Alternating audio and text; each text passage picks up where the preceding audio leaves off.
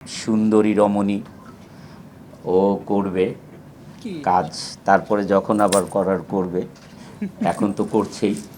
এই নেত্রীদা লিডার বর্ষা আর তুর্কি প্রযোজক, তারপরে হচ্ছে ইকবাল ভাই প্রযোজক, তারপরে আবার আমি করব না ইনশাল্লাহ, দেখি এই দুইটা হয়ে নিক, তারপরে আবার আমি একটা শুরু করব।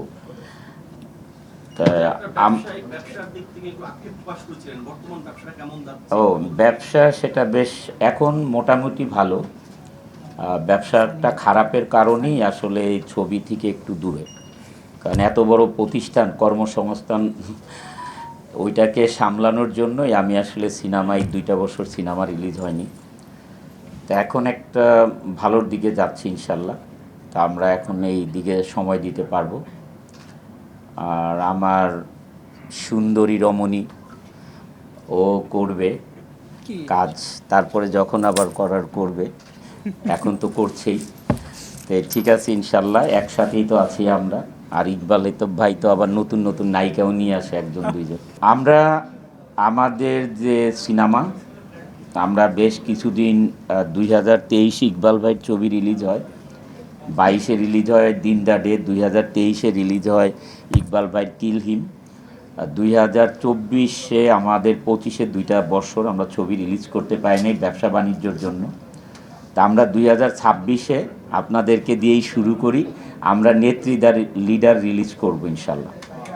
ওকে, আমরা নেত্রীদা লিডার রিলিজ করব। আর আরেকটা ছবি জানেন যে হাফ ডান হয়ে আছে, মানে 70% শুটিং, সেটা হলো অপারেশন জ্যাকপট।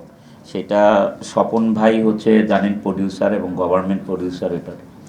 তো ওইটা নিয়ে আমি অ্যাকুরেট ডেট দিতে পারছি না, তবে আমরা ইনশাল্লাহ এবার নেত্রীদা লিডার রিলিজ করব।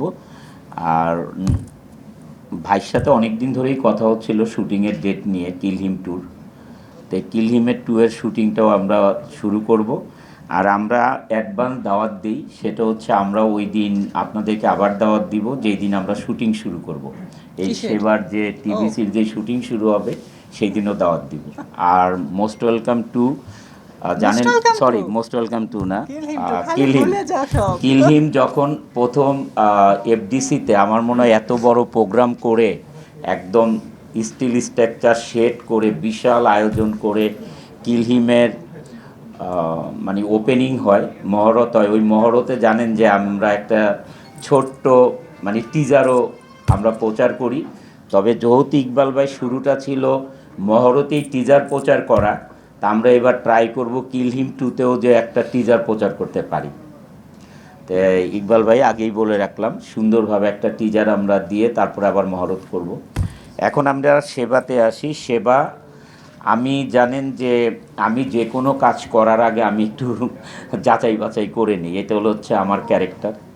তা আমি যখন আমার কাছে সেবার প্রস্তাবটা আসলো, তখন আমি আগে সেবা সম্বন্ধে জেনেছি, যে আমরা যে একটা প্রোডাক্টের সাথে জড়িত হব, আমরা যে একটা কোম্পানির সাথে জড়িত হব, সেটা অ্যাজ এ কমার্শিয়াল আমরা যে রেমুনেশন নিব, বাট এটার ইম্পর্টেন্ট হচ্ছে এই কোম্পানিটা মার্কেটে তাদের সুনাম আছে কিনা। কারণ আমি যে কোনো একটা কোম্পানির সাথে আমার নাম জড়াবো, সেই কোম্পানির যদি মানে তাদের কোনো ব্যাড রিপুটেশন থাকে মার্কেটে, আমি তো এটা করব না। তা আমি যখন সেবার প্রজেক্টগুলো নিয়ে, আমি যখন সব কিছু নিয়ে এই প্রজেক্টগুলোর ডিটেলসটা নেই, ওনাদের আফতাবনগর, বসুন্ধরা, বনশ্রী, বিভিন্ন জায়গায় ওনাদের প্রজেক্ট আছে। তো সব প্রজেক্টে তো যাওয়া সম্ভব হয়নি আমার দ্বারা, তবে আমি প্রজেক্টের যখন ডিটেলসটা নিছি, তখন আমি আমার অফিসের অ্যাডমিনকে আমি এটার সাথে আবার অ্যাড করেছি যে এই প্রজেক্টগুলো তারা কি সুন্দরভাবে হ্যান্ডওভার করেছেন কি না।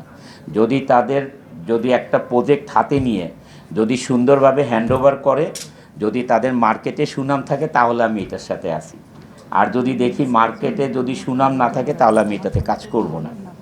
যে আজকে ধরেন এই যে আপনাদের দ্বারা সবাই আজকে অনন্ত বর্ষা সেবার সাথে জড়িত, সেটা আপনারাই প্রচার করবেন। যারা প্রবাসী ভাই বোনেরা আছেন, তারা দেশে অনেক মানে কষ্ট করে একটা জায়গা জমিন কিনেন, একটা ফ্ল্যাট কিনেন, তাদের অনেক কষ্টের অর্জিত টাকা দিয়ে।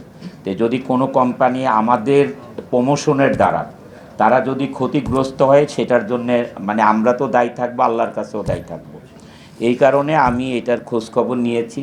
ওনারা যেই প্রজেক্টগুলো করেছেন বিভিন্ন জায়গা, আফতাবনগর বললাম আমি, বনশ্রী, বসুন্ধরা বিভিন্ন জায়গায় যে প্রজেক্টগুলো হ্যান্ডওভার করেছে ডেট অনুযায়ী দুই একটা হয়তো 2 মাস 4 মাস 6 মাস এদিক সেদিক হয়েছে, বাট সবগুলো প্রজেক্টই ওনারা হ্যান্ডওভার করে দিয়েছেন অ্যাজ পার কমিটমেন্ট অনুযায়ী।